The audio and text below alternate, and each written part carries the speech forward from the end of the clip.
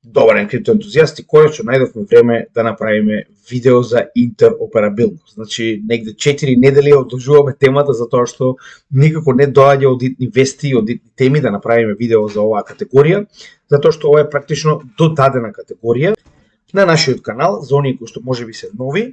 Значи, доколку сте на нашиот канал, на најдолниот каналот имате плейлиста така наречена крипто категории на проекти, каде што ги обработуваме сите проекти во криптосветот според категорија на тип на технологија и на тип на проблем кој што го решаваат од реалниот свет. Така да може да видите овдека дека имаме околу 19. Ова е 19-та категорија која што треба да ја обработиме и нормално на тој начин имате една посебна поделба на сите овие проекти во однос со тоа, нели, каков тип на технологија си и како што кажавме, каков тип на проблем се обидуваат да решат во реалниот свет. Така да поради оваа причина, значи постојано, нели, го надградуваме оваа категорија со нови категории кои се појавуваат, како што тоа е денес интероперабилноста. Сега, ќе разговараме во детали што е, зошто е потребна, со тоа што сакам на почетокот, нормално, една мала кратка историја за тоа колку е битна интероперабилноста и колку истата може да помогне во практично блокчейн технологијата моментално. Односно, јас верувам, тоа се повторно не заборавајте, интероперабилноста е многу нова категорија. Ова се првите два проекти кои што сега се појавуваат во овој bull market за прв пат. А знаете најчесто дека кога имаме нова категорија со нови проекти, најчесто истите се многу успешни, посебно во својот прв bull market, и нормално ако истите на вистина успеат да го решат тој проблем за кој што се направени, тогаш генерално истите има и многу светла иднина. Затоа и сакам да обработим оваа категорија во нејзината инфантилност, значи буквално на самиот почеток. Со тоа што повторно, значи ова се некои извадоци од вестници на почетокот на самиот интернет. Интероперабилноста помеѓу блокчейните во моментов е буквално тоа што интернетот бил на почетокот на поврзувањето на сите овие електронски уреди без кои што денеска буквално не можеме да функционираме. Така, со тоа што гледаме дека во почетокот, кога светот се уште не бил навикнат на оваа нова појава, така наречена интернет, значи тоа било доста, како да кажем, критикувано и дури на некој начин осудувано на пропаст. Значи интернетот е проколнат да не успее, демек не успеал да ги исполни ветувањата кои што ги дал. Иако они сега моментално го поврзуваат со биткоин, јас верувам дека поврзаноста е многу поголема со оваа категорија на интероперабилност, се разбираме. Затоа што биткоин сам по себе представува еден блокчейн, додека иднината на крипто е интероперабилност, поврзаност на сите овие блокчейни на децентрализиран и безбеден начин. Следно, интернетот вели можеби е само некоја шема која што ќе помине, откако вика милиони се откажуваат од него. Гледаме денес колку се откажале тие милиони. Вика веќе се предвидува колапсот на интернетот и вика замрсена мрежа, дали е вика интернетот вика тргнат на пат за така речено пропаст. Значи да, ова на почетокот беше на некој начин споредувано постојано со биткоин, но јас пак ќе напоменам, верувам дека споредбата е многу по-реалистична со оваа категорија на интероперабилност. Односно јас верувам дека оној кој што ќе успее да го реши овој проблем на интероперабилност како блокчейн проект ќе има енормно светла иднина. Значи како што моментално Chainlink го реши проблемот на Oracle, каде што ги поврзува сите блокчейни со надворешниот свет, и овој проблем кој што е вториот од таков сличен тип, каде што имаме ситуација во која што оваа категорија се обидува да го реши проблемот на поврзување на блокчейните еден со друг. Така да, доколку тоа успее некој од овие проекти да го реши на безбеден и децентрализиран начин, верувам дека ќе има многу светла иднина. Сега, чисто да ви стане јасно зошто прво е толку многу битно. Се додека интернетот не бил реалистично, на некој начин, интегриран во општеството, не сме можеле да сонуваме да дојдеме до оваа бројка на интернет корисници моментално, каде што од 1990 година, каде што имало само 2,6% од вкупната количина на популацијата која што користела интернет, ние сега моментално, тоа се извинувам, 2,6 милиони, 2,6 милиони. Ние сега се наоѓаме на 5,3 милиарди жители на светов. Се разбираме? Значи, со оглед на фактот дека имаме негде околу 9, значи 5,3, 5,4 оприлика би било својствено на некои добри 60-70%, точно како што разговараме во вчерашниот лайвстрим на самиот Patreon заедница. Значи, погледнете само колку многу пораснала употребата и се проширила низ целиот свет во моментот кога конечно интернетот ги поврзал овие електронски уреди. Без тоа едноставно електронскиот уред е така речено половична машина. Значи на вистина гледаме која е разликата помеѓу компјутер кој што не е поврзан со интернет и компјутер или било каков тип на уред кој што е поврзан со интернет. Која е неговата ефикасност, така. Со тоа што нормално секогаш адаптацијата прво доаѓа во најнапредните земји. Истото го гледаме и сега. Значи, гледаме дека позаостанатите земји, земјите кога афричкиот континент, не дека се заостанати луѓето, заостаната е технологијата, заостаната е развојот. Сега нема да налегуваме во причините. Зошто? Идејата е дека колку по-силни финансиски се овие земји, толку по-брзо ја адаптираат и прифаќаат новата технологија. Погледнете ја Европа, погледнете ја Америка, погледнете ја Азија, да речеме овдека и Источна Европа. Значи, многу побрзо се адаптира, како и Блискиот Исток, за разлика од, да речем, Африка, Океанија. Значи, имаме сосема поинаква ситуација во тие предели. Така. Сега, зошто е ова толку битно? Уште јас ќе напомнам. Значи, прво, каде видовме дека се развиваат моментално блокчейните?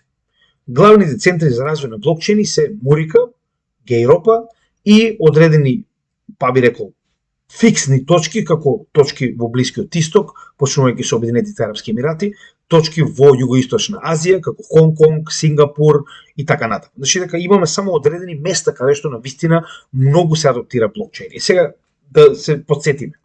За разлика од интернетот кој што до 2024 година едва успеал до 66% од скупната популација да стигне. Така, значи зборуваме, како што може видите и сами, од 1990 година до 2024 година, тоа се 34 години. Ние со постоењето на блокчейн од 2009 година се наоѓаме буквално на 1/3, така речено од тоа. Ајде, и би рекол 1/2 оприлика.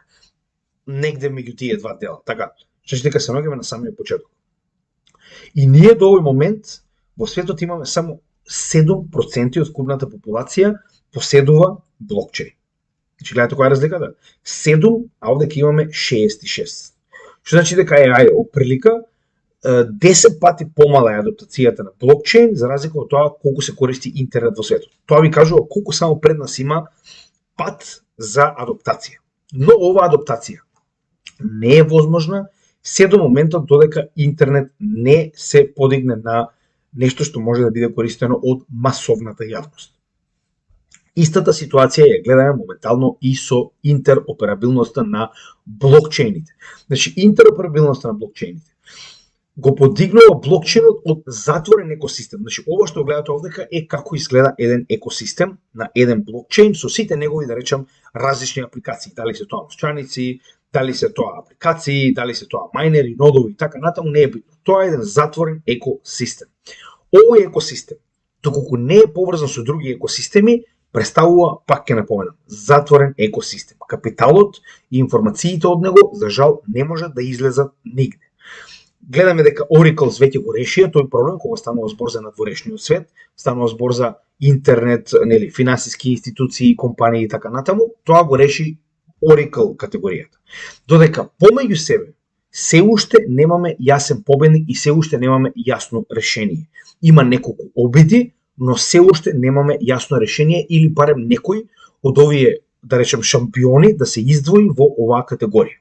И затоа ние толку многу надежна оваа категорија моментално и во нашето портфолио, би рекол. Со тоа што првиот обид за решавање на оваа проблематика беше ефективно мостовите. Значи, мостовите, знаете и сами, уште од 2017-2018 година панамаму, почна да се користат многу и ова се, значи, соодветно направени посебен тип на, да речем, блокчейн додатоци помеѓу два блокчейни со цел да се направи мост преку кој што ќе може да се пренесува капитал и информации. Со тоа што капиталот главно, како се пренесува, да речеме, ако сакаме Ethereum да пренесеме на некој друг блокчейн, да речеме, сакаме да направиме Ethereum, врапт Ethereum на Cardano ADA блокчейнот. Овој мост овозможува овие Ethereum-и, кои што сакате да ги префрлите на другата страна, да ги заклучите на основниот блокчейн, а нивна копија во форма на врапт Ethereum на Cardano, да речеме AETH, така, или AETH, би биле практично изминтани за да ги користите на овој блокчейн. Кога ќе сакате да ги вратите, вие практично онаа количина на Ethereum кој што сакате да ја вратите, ја горите од блокчейнот во оваа ситуација на Cardano, а истата таа количина се отклучува на Ethereum блокчейнот. Значи, ова беше првичната солуција која што беше направена, но ова мора да биде уникатна солуција помеѓу секои два блокчейни. Што значи дека овдека станува збор за безбројна количина на вакви значи handmade, custom-made блокчейни, блокчейн мостови, кои што прво многу е тешко да се произведат, а второ се многу несигурни.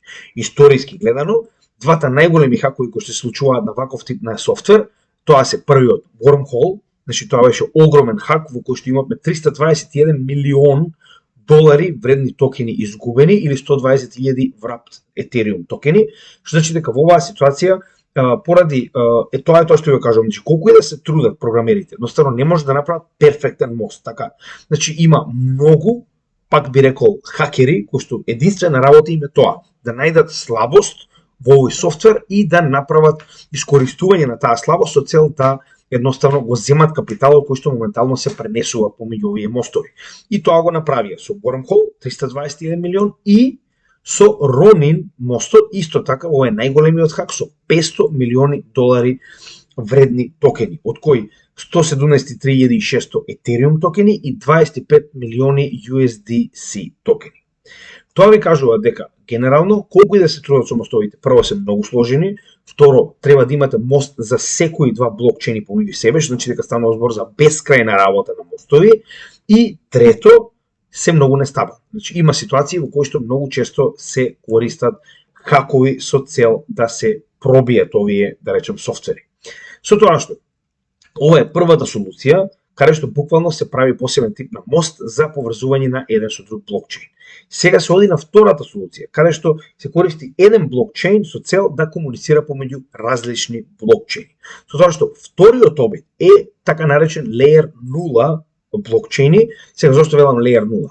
Првата идеја за Layer 0 доаѓа од Polkadot. Значи идејата беше Polkadot да биде сврзнат киво помеѓу сите, значи така они ги нарекува parachains, кои што сами по себе може да бидат апликации, може да бидат своји собствени да речем екосистеми, Layer 1, да речем блокчейни и така натаму, што значи дека Polkadot, идејата на Polkadot беше да биде сврзнат киво на овие 100 најразлични, пак ќе кажам, блокчейн проекти или блокчейн апликации. Со тоа што идејата на блокчейн до ден денеска идејата на Polkadot ден денеска функционира, но функционира за Polkadot системот. Што значи дека вие во склоп на Polkadot можете да имате ваш собствен екосистем кој што ќе има свој парачейн тред и на тој начин вие со вашиот екосистем сте компатабилни и интероперабилни на сите останати кои што се наоѓаат на оваа линија на Layer 0 на различни проекти и различни апликации. Така. Значи, се е тоа супер, но повторно, самиот екосистем на Polkadot, иако голем, да речем и сложен, повторно е што? Еден затворен екосистем. Така. Што значи дека, иако ова како матично решение функционира за сите апликации и проекти во Polkadot екосистемот, не е поврзан со останатите екосистеми, затоа што не се направени да бидат тредзна Polkadot. Така, значи, ако Polkadot е матичниот чейн на сите блокчейни во светот, да. Но со оглед на фактот дека истиот не е, и нормално дека другите блокчейни нема да прифатат да станат тредз на Polkadot, тоа значи дека ова е само делумно решение на проблемот. Втора ваква ситуација имавме со кој? Со Atom.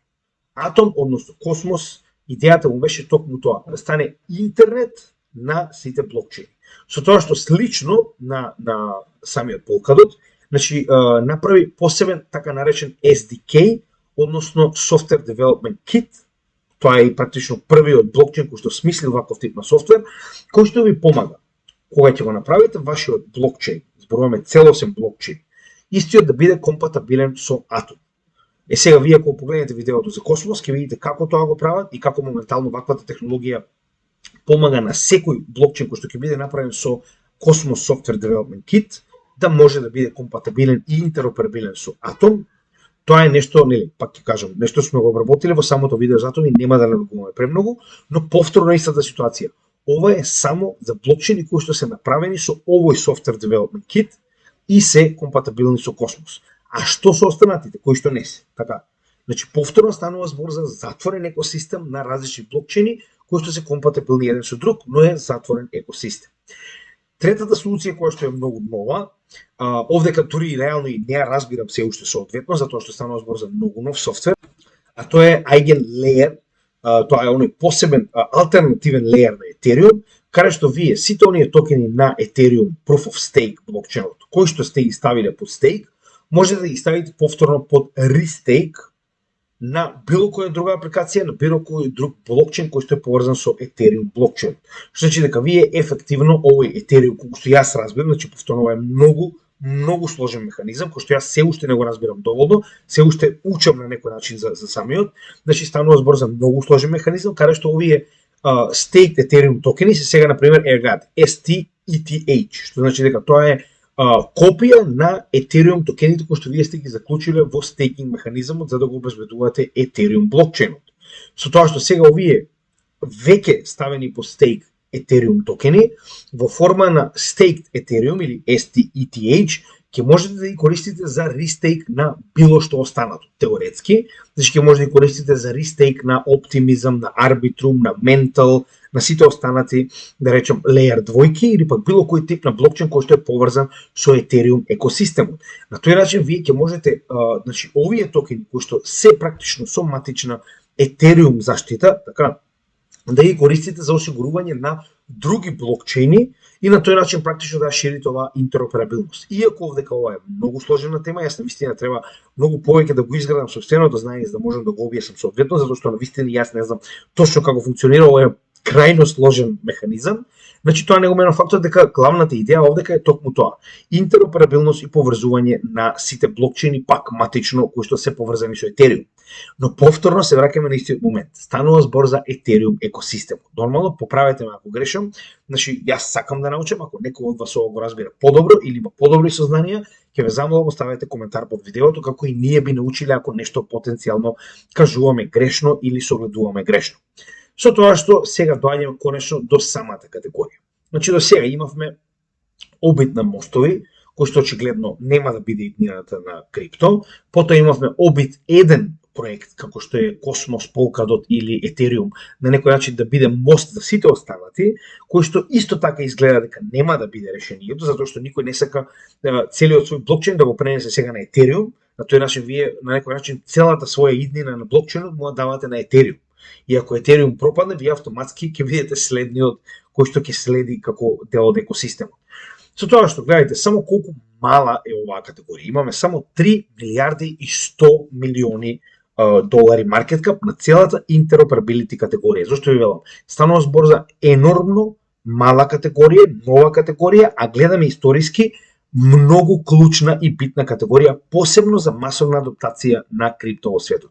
Се додека овие блокчейни се изолирани екосистеми сам по себе, едноставно не може да функционираат како обединета мрежа како што е интернетот и на некој начин да направат масивна адаптација. Значи, интероперабилити, понатаму верувам дека е клучна категорија во масовна адаптација на крипто. И затоа верувам дека некои од овие проекти кои што моментално се наоѓаат во интероперабилити категоријата ќе имаат многу светла иднина кога конечно ќе го решат овој проблем. Не велам дека ќе бидат Wormhole или Axelar, но моментално двата кои што највеќе на некој начин имаат потенцијална иднина тоа да го направат, со тоа што погледнете. Значи, двата имаат помалку од 1 милиарда маркет кап, а имаат доста интересен начин на некој начин решавање на овој проблем. Знаете дека за Axelar веќе го направивме видеото и ова го објаснивме детално, сега ќе го објасним уште еднаш. Значи, идејата на Axelar е за разлика од Ethereum, Polkadot и Cosmos, кои што се сами по себе блокчейни, но истите имаат, да речем, инкорпориран механизам за решавање на проблемот на интероперабилност. Овој блокчейн исклучиво се занимава со таа проблематика. Значи, ова е custom-made блокчейн кој што една единствена цел му е токму тоа: поврзување на еден блокчейн со друг блокчейн за пренос на капитал и информации. Со тоа што веќе кажеме, ако се сеќавате, нодовите на Axelar служат за тоа да комуницираат со нодовите на така речено значи како доаѓа.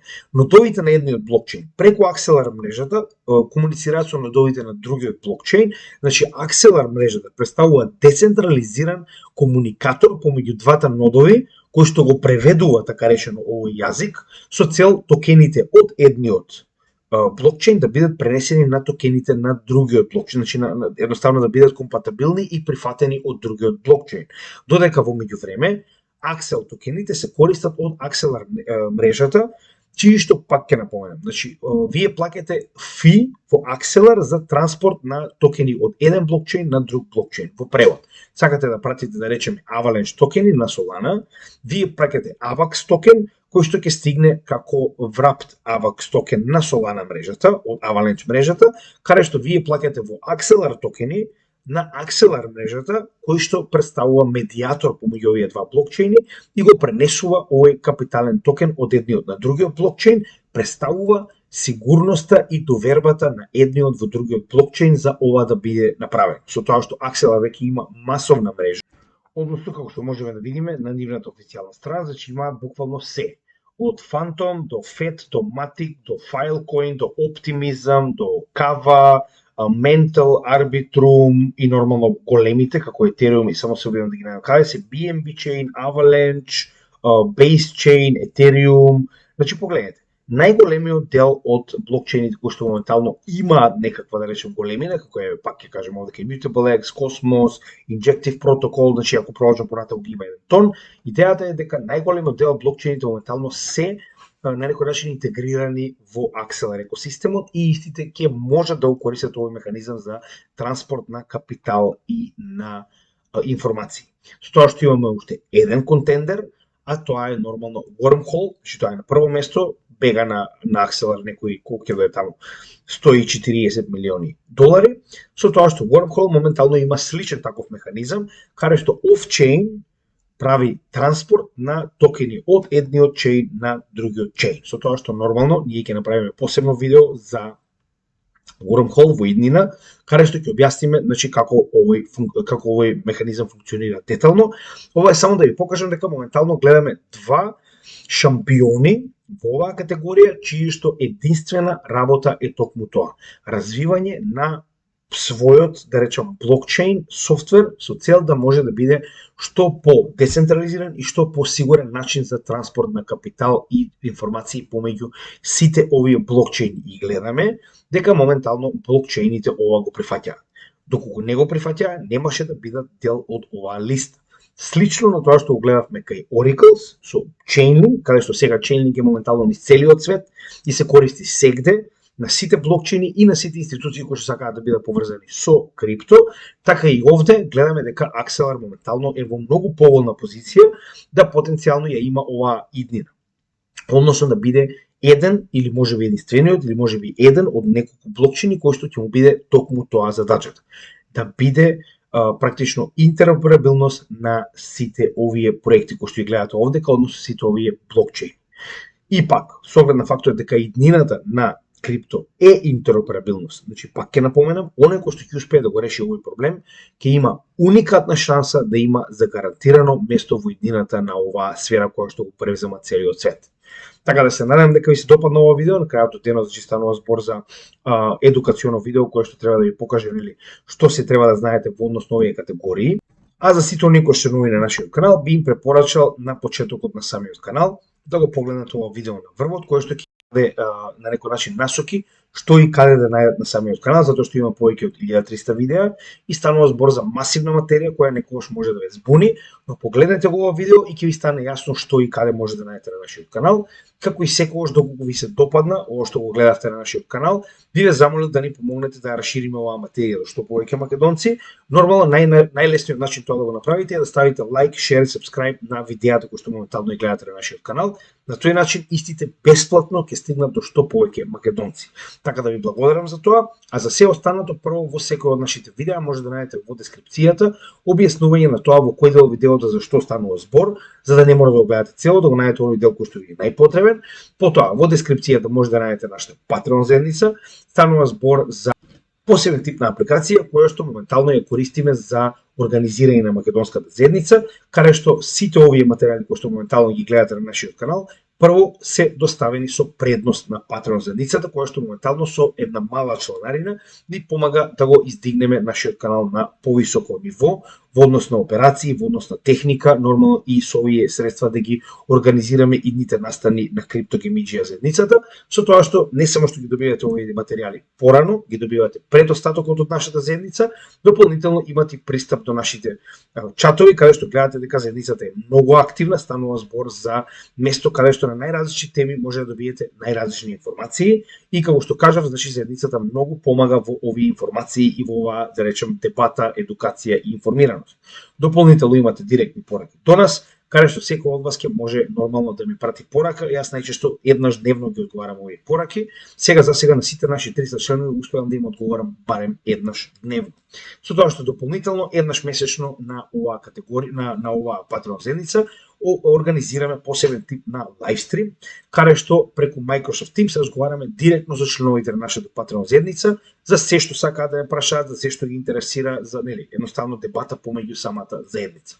Дополнително, значи подолу може да ги најдете Купи ми кафе и тоа е апликацијата Купи ми кафе и блокчейн адресите кои што ги користиме за добротворни цели, односно се што моментално е пратено на овие средства, на овие адреси, и оваа апликација ќе биде искористено за да помогнеме на македонците назад во Македонија во последните да речем, во последните две организирани акции во износ од 800 и 700 евра помогнавме на една црковна организација во Велес и купивме прехранбени продукти за македонците кои што име тоа најпотребно нормално, а натаму како ќе има потреба ќе го правиме тоа за други цели. Сега значи кога ќе имаме собрано доволно средства, ќе организираме следна добротворна акција.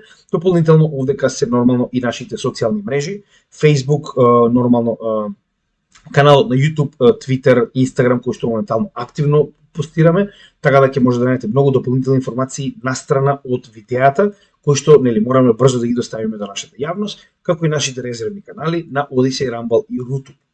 Секое утро на Rutube објавуваме по едно од нашиот курс на напреден курс на техничка и фундаментална анализа, за оние кои што се малку поназад со материјата, да можат постепено да се запознаат со истата и да достигнат до истото ниво каде што моментално се наоѓа нашата заедница. Така да ви благодарам, се надевам уживавте и се гледаме во следното видео. Поздрав од Крипто Гемиџија.